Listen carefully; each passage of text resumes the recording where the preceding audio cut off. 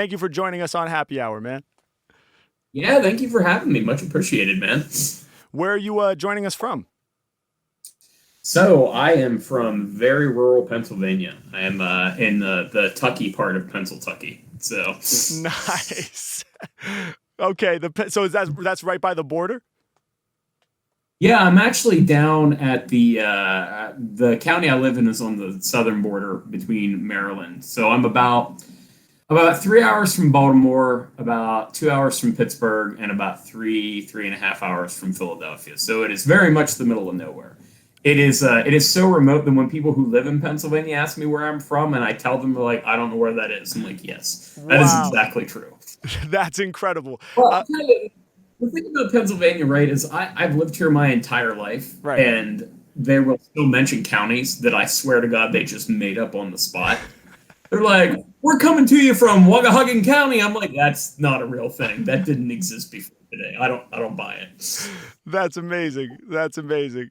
Oh, well, we're blessed to have you here, man. Access Deny from my team put you sort of on my radar and put us together here, and I'm super excited to be able to speak with you. For those of my fans who are watching and are unfamiliar with your work, talk to the people about who you are and what you do.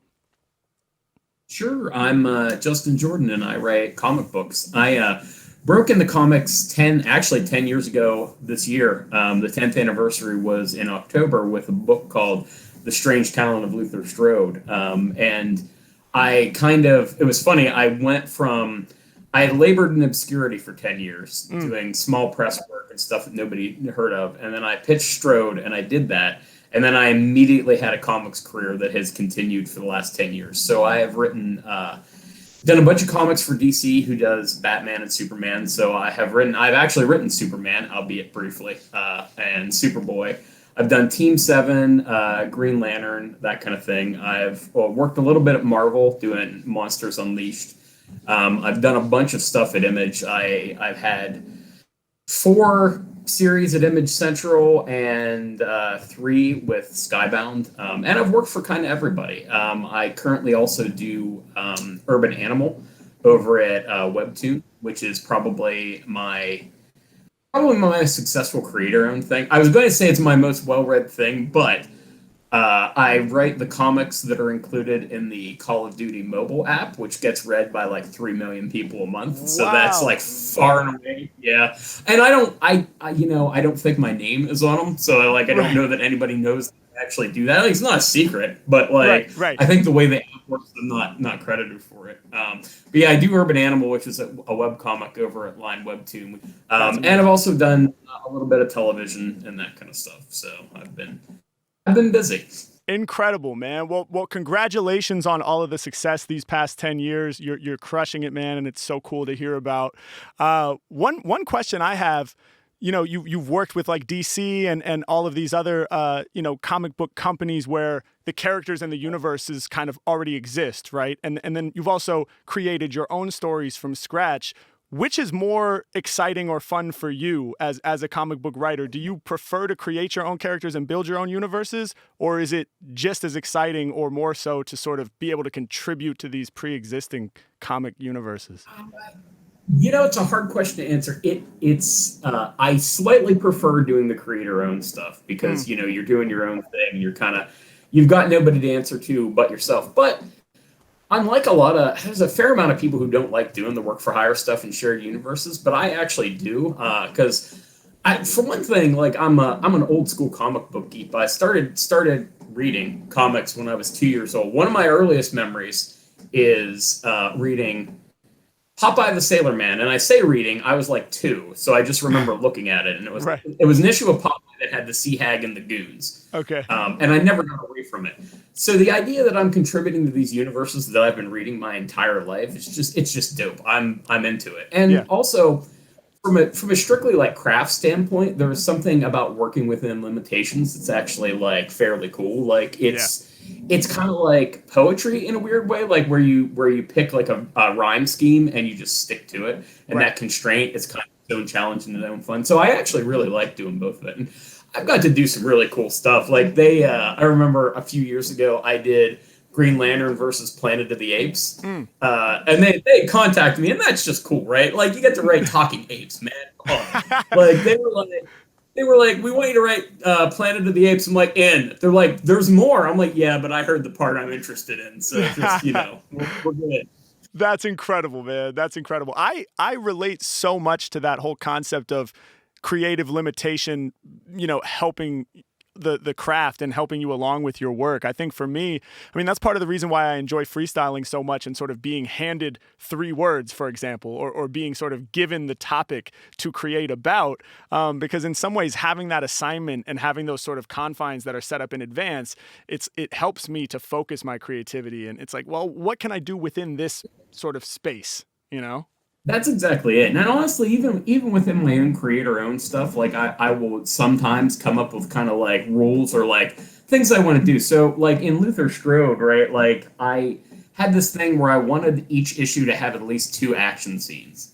And in a way, in figuring that out, like there's one scene in there where basically Luther's having kind of what it turns out to be kind of a hallucination, but it's actually one of my favorite sequences that I ever did. And if I hadn't done that rule for myself, I wouldn't have had that scene in there. So that kind of constriction actually leads to greater creativity, I think. I think it's one of those when you limit your own kind of tool set, you give yourself more creativity rather than less. Yeah, I agree 100%. Question, have you ever done other forms of writing, other forms of fiction other than comic books, or has it always been comic books for you? It's mostly been comics. It's funny. So whenever people ask me for writing advice, my 3-word writing advice is write, finish, repeat. Despite that, I have like 15 unfinished novels that I've tried to do. Right. And I've done some short prose fiction. I actually need to finish one by the end of the month for an anthology, so I'm trying to get back to it. And I've written a couple of television pilots now, and I've done some screenplays and that kind of stuff. So I've moved away from it. It's funny, I went to college, wasn't really on the internet before I went to college. Right. So I didn't know how to get into comics, but I did know how to get into movies and television, which granted, it's real hard, right? But there is a path. Whereas like back then for comics, they were like, so I was actually trying to do that first. And then I figured out how to get into comics. And now I've sort of backed my way into doing kind of movies and television stuff, which is, just an interesting kind of thing. And it's funny. People are like, so you got into comics to do movies? I'm like, no, I want to do movies and television so I can do more comics because the pay's way better. Right. So. Absolutely. That's cool. Do you enjoy the film and TV stuff? I do. It's kind of like the work for hire thing. It's just a different sort of creative challenge. It's got its own kind of rules and rhythms and stuff. It's actually proved to be a little more difficult than I anticipated in a weird way, right? Because the way you write for television is so similar to comics that it's actually harder than it would be if it were more different, right? It's this weird muscle memory thing because I find myself wanting to do stuff that works in comics and will not work for television in terms of like writing the actual script because the scripts look nearly identical, but they're different. So it's one of those like, I think it's like trying to throw a softball versus a baseball if you're like a professional pitcher. Like you've just got all this muscle memory about how to do a thing. And you got this other thing, you're like, it's too similar. Like, it would be easier if it were different. Right. I get you. Yeah, because it's just that slight tweak. So you all that muscle memory and pre-programmed stuff that you can normally do. I kind of relate it to like, I freestyle and improvise, obviously, and sometimes I'll be in environments where they're like, okay, cool, but it's a corporate event, so you can't say this, or that. Here are 3 words that are off limits, and also if you could, remember to say that the event is on Tuesday the 17th and things like that. All of a sudden, there's these like slight tweaks to what I do, where it's like basically what I do, but slightly altered. And the more of those filters you apply, the harder it gets because all of a sudden you're not completely free to do what's natural. So I feel that, man, 100%. Oh, that's gotta be brutal freestyling too, because you got to hold that all in your head live while you're doing it. So like that's eventually it hits that's a point. Amazing. Eventually it hits a point where it's like, I always say if it'll hit a point where it just needs to be written. And if that's the case, then like, I'm not the right guy. Like, I don't want to do it anymore. It's like, if there's so many filters that it's like, well, It sounds like you want me to just write it and then you can approve it and it'll be good to go. The whole fun of the improv is sort of having as few limitations as possible. Um, but it's funny.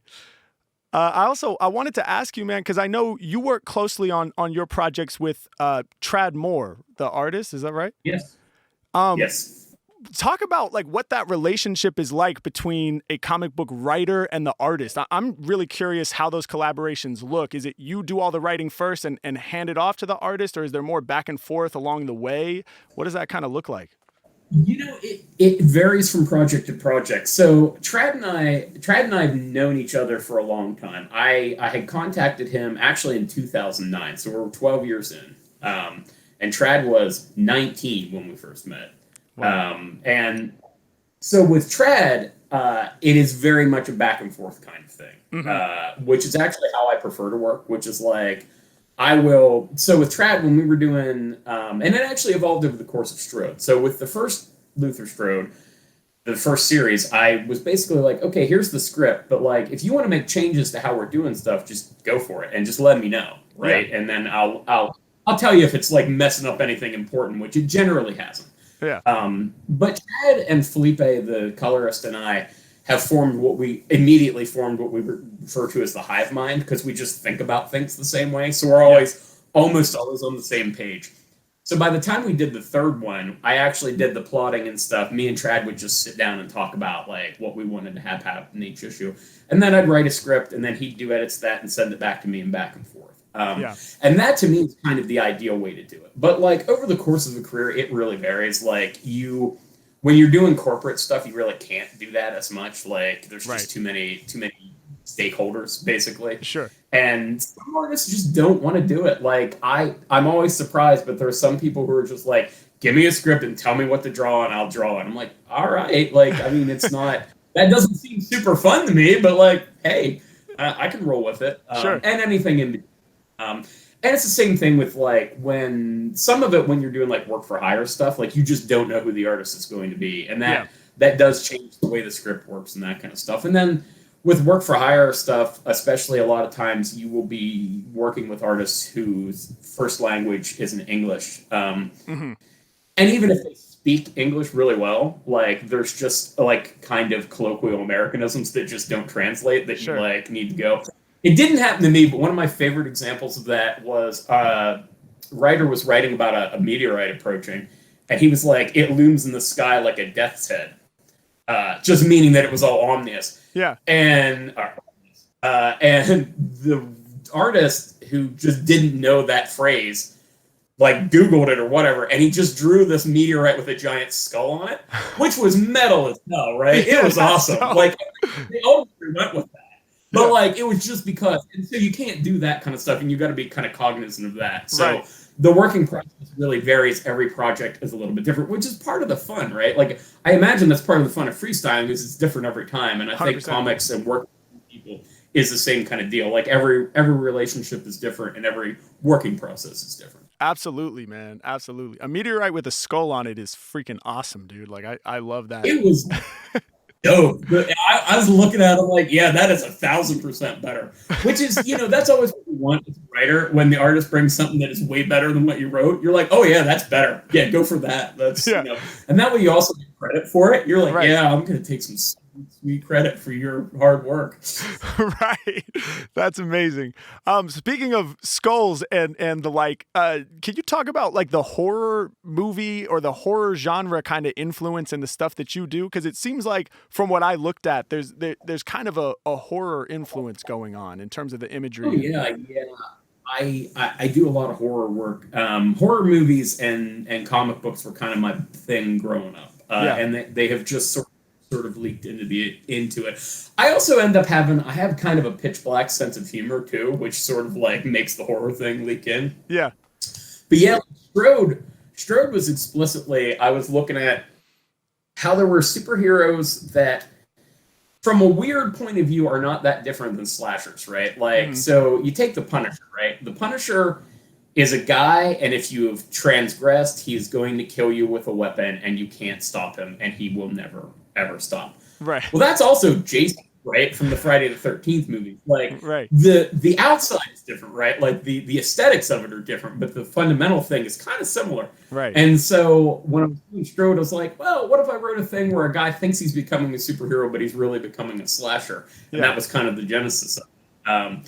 And so, yeah, I like comic books, I like horror movies, and I like crime novels. And like all three of them end up coming into my work a lot. Like I do occasionally try to do stuff that's a little not that, and I find it bleeding in anyhow. But it's also funny. I have found that every horror author I know is like a cat loving, cheerful, like nice person, which I think is true of me. And my cat is sitting right there doing her thing. Amazing. And every person I know that does comedy, when they're not actually like actively being funny, is like, screw the world, man. Everything sucks. I can't take it anymore. Like it's always funny. I guess the horror people get it all out on the page. Right. That's so true, man. That is very funny. Yeah, I've been more nervous than ever in the few occasions where I've been like part of a comedy show. I'm not a comedian at all, but there is sort of a crossover in terms of like freestyles often evoke laughter, and there's the whole improvisational element and the crowd work thing. But no, I always get nervous backstage because the energy is so heavy. Yeah, it really is. Like anytime I've interacted with like comedy people, like and I like them, but like I'm like, man, you guys are intense. Like I'm just not that way. So right. Well, Justin, we're so happy that you made some time to stop by the show. I would love to collaborate real quick here on a freestyle if you're up for it, man. If you have some words you want to throw me. Totally. Sure. So my words were, I wrote this down because I'm over prepared. It is Batman, parkour, and oblong. Oblong. Wow. Yeah. Oblong. Batman, parkour, and oblong. And parkour is like climbing up walls and stuff and like utilizing the environment to do crazy athletic things, right? Yep. Beautiful. Okay. It's running with extreme style. I love that. Running with extreme style. Amazing. Justin Jordan is here with us, comic book writer extraordinaire, and we're going to do a freestyle together. The words are Batman, parkour, and oblong. Let's have some fun, man. I'm ready. Let's see what we got. Yo. Yeah. Okay. Yeah. Okay. Yeah. Mack off the top, live rap reporting. I'm locking in right now with Justin Jordan. Yeah, my lyrics about to leave all you shook. I swear to God, my life feels like a comic book. I be going crazy when I'm rocking for rap fans. I'm here to save the day with no cape. I'm like Batman. Yeah, I'm popping up and I'm ready to amaze. I built a custom studio booth inside a cave.